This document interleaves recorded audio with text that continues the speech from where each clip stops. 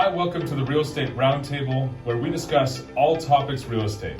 I'm Nick Aarons. Hey, and I'm Steve Crowley. I'm Darren Shepard. And I'm Jimmy Reed, and we're your hosts. Welcome to the Real Estate Roundtable, where we talk all things real estate. My name is Lyle Huddleston, and today I am joined by our newest team member, Amber Smith. Welcome to the team. Thank you. You are so welcome. Amber, just tell us a little bit about your journey to joining our team. So, when did you start? How's everything going? I started back in January, and I'm really enjoying it. Everybody on the team has just been so welcoming, and I'm learning. Even though I've been in the business for a long time, I'm still learning so much. Okay, so when you say a long time, I joined the team. I'm relatively new. I joined the team nearly 2 years ago. Got my license back in 2021.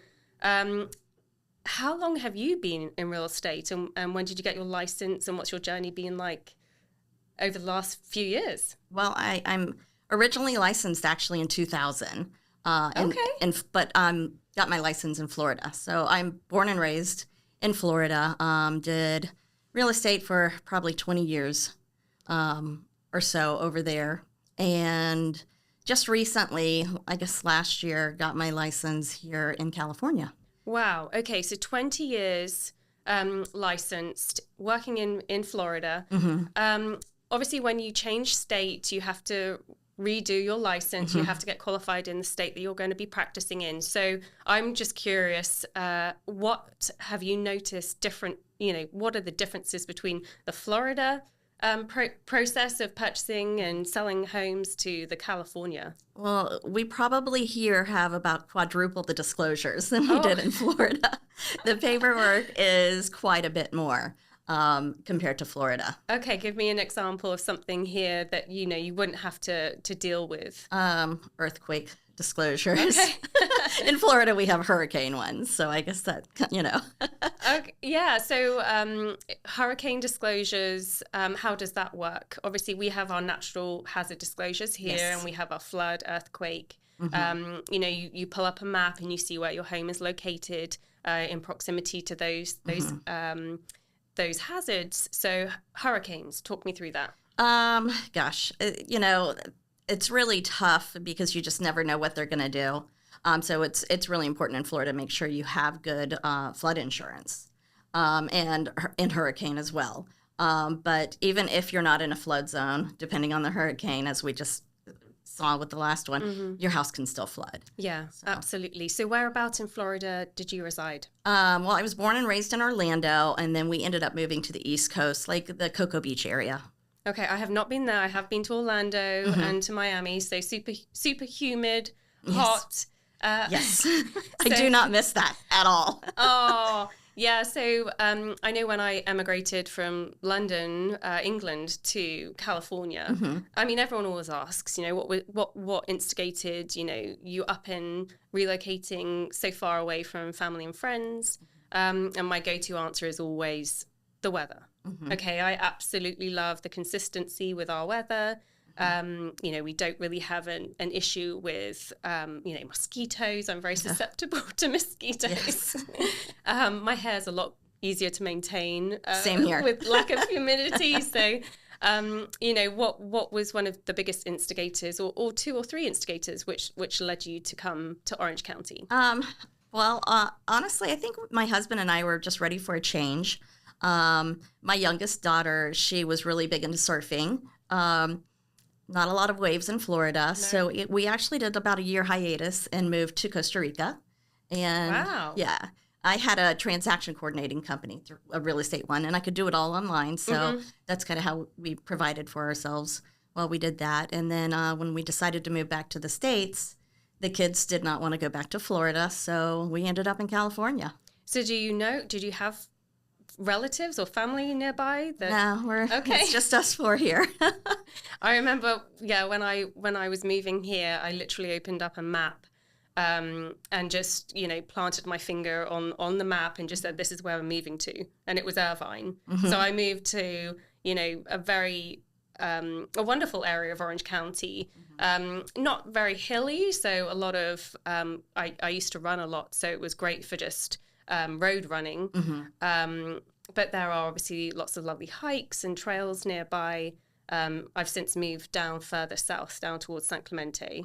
So that's, closer to the ocean and, so many great amenities and schools in Orange County, period. But it's a great area to live in. So I can see why you decided to move this way. How are your girls getting on? You have two. You have a 17-year-old and a 19-year-old? Correct. Yep, that's correct. My 19-year-old just started college up in Santa Barbara back in the falls, and she's loving it up there. And then my 17-year-old, she's obviously still with us, and she goes to San Clemente High. So you've been in the industry for 20 years, but you have homeschooled? Yes. Okay, so for someone who's thinking about potentially, moving into real estate, getting their license, we have a brilliant transaction coordinator here at the Reed team. Benjamin is phenomenal at tracking all the transactions, making sure all the disclosures that you mentioned are, provided to the buyer to look at, make sure all the timings and deadlines are met. And you mentioned that you also had a transaction coordination business. Yes. When you came to Orange County, were you thinking about going into transaction management or sales? Obviously, you decided sales, but I want to hear about. I still did the transaction coordinating for a little while while I was here, and after a while, I was like, I've got to get back into sales because the paperwork is crazy. And one of the reasons why I came to this team is because we had a transaction coordinator, because it helps out so much, so that way I can concentrate on helping my clients find the right home for them while I have someone helping assist with the paperwork. It's tricky because when you aren't part of a team, a lot of that paperwork lands on your desk, on your shoulders. And one of the benefits of working with the Reed team, we have an in-house transaction manager, and she handles all of that, so it frees up a lot of your time to make sure that you're making your calls. If you door knock or if you do open houses, that gives you those hours where it's actually very important. Very important. So how's it going? You've gone from doing a lot of the heavy paperwork, transaction management, to now making your calls. What advice have you received from the team to make sure that you're scheduling your week appropriately? Definitely blocking off time in my schedule just to make sure that I have the time to make all the calls that I need to make, and sticking to my schedule as much as I possibly can. Yeah. So that's really important. And then have you got any open houses or anything in the works that you're going to be helping our team with? Yes, I'm doing one this weekend with Ooh. Nick. Yes. Oh, okay. So which listing is that? I believe it's out in Trabuco Canyon. Oh, so this is a beautiful home. Yeah, it's a 3-bedroom home with a really lovely panoramic view, partial ocean view, but obviously it's set back in Trabuco Canyon, so a little bit inland. But yes, it's under 900,000, which is, for a 3-bedroom in this market with an ocean view. That's amazing. It's amazing. So that's going to be a great open house for you. I'm looking forward to hearing, what foot traffic you get over the weekend. I'm sure it'll be busy. Yeah. Seems like the buyers are out right now. Yeah, we've definitely, I've noticed in the last 3-4 weeks, there's definitely been an uptick in interest. So I'm not sure if you're aware, obviously I'm Jimmy Reed's production partner, but I'm also the marketing coordinator here. So I have like a bit of back-end visibility of, how all the transactions are progressing and, our marketing in regards to Instagram ads and email blasts. And once all of that, has happened, the open house has taken place, the showings have all taken place, I can kind of analyze how well, the performance was. And if you were looking, say, a month ago, you would have had maybe 50 people through the door. And then last week we had 250 people through the door. So I'm seeing the numbers. What are you seeing at your end, making your calls? I'm seeing the same. A lot of people that were kind of taking a break are back in, and they're ready to start looking again. I think when the mortgage rates went up a little bit, a lot of people were like, well, they kind of put everything on pause, and they wanted to see what was going to happen. And then it came down a couple points, and I think everybody realized, okay, this is what it's going to be. And if I want to buy a home, these are the terms I'm going to have to deal with. And a lot of people came to those terms and are ready to start looking again. Okay. Yeah, because there's a lot of people, and, I speak with family, friends, neighbors. Often it's a waiting game. You're thinking, I'll just wait for the rates to go down, or I'll wait for a price decrease. You're not the only one waiting.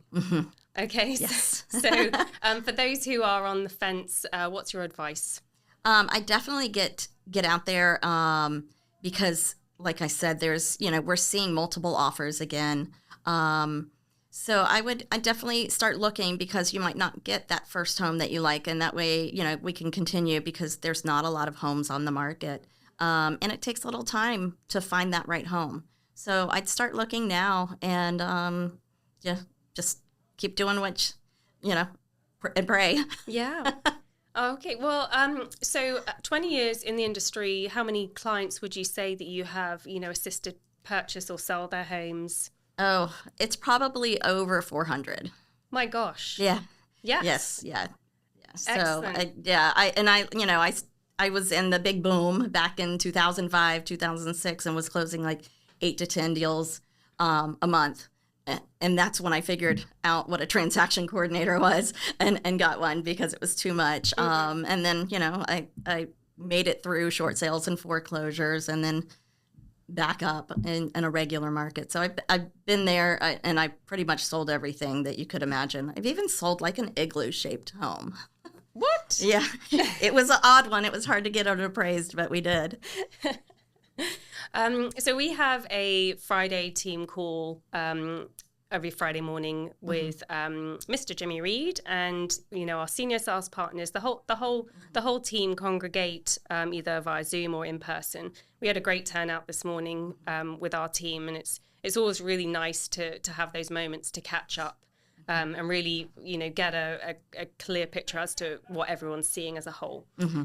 So Jimmy, has also been in the industry for multiple decades. He's done, gosh, I think close to 16, if not more than 1,600 transactions in his career. So one of his comments today was, newer agents or agents that aren't receiving, guidance from someone who's been in it for such a long time are struggling to kind of comprehend and manage their business, because it has been a bit of a roller coaster the last couple of years. From the sounds of it, you already have ridden this wave. So how are you handling it mindset wise? You have to take it pretty much the same. It doesn't matter, what the market's doing. If you're not doing the work that you need to do to make sure you're constantly, working with sellers and buyers, you're not going to succeed in this business. So no matter what the market is, you've got to continue making your phone calls and, setting up appointments. It's the same with every market. It's just, you've got to work. Yeah. Yeah, so that's definitely his guidance as well. You can sometimes feel that over, say, the Christmas period, certain seasons, you're gonna slow down. Everyone gets a little bit sleepy over the holidays, and you're definitely gonna see less homes hitting the market. But what's the repercussion if you don't make your calls? You don't have sales for the next 2 months. That's what happens, and so you're scrambling. Yeah.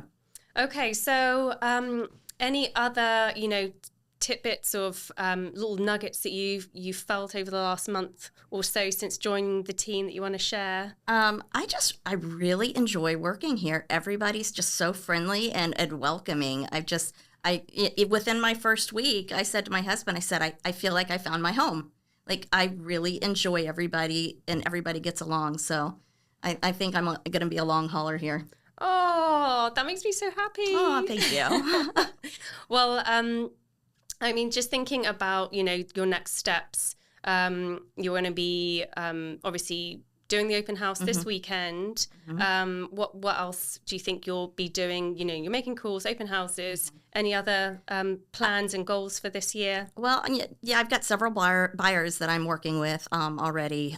So, I'm hoping to get it to where, I can sell 2 to 3 homes a month. And that's my goal. And without goals, if you don't set the goals, you won't accomplish your goals. So that's what I'm going to try to do. Yeah.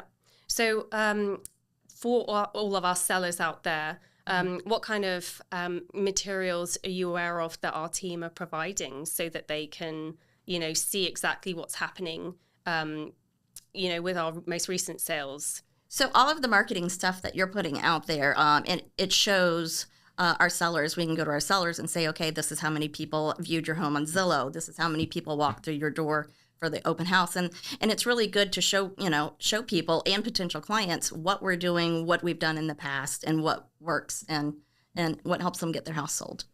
Fantastic. Yeah. So we have something, a listing, marketing, and advertising report that we give our sellers after 7 days of their home being on the market. So, for example, if their home went live on the MLS on a Monday, it will populate to all the third-party sites like Zillow, Trulia, Redfin.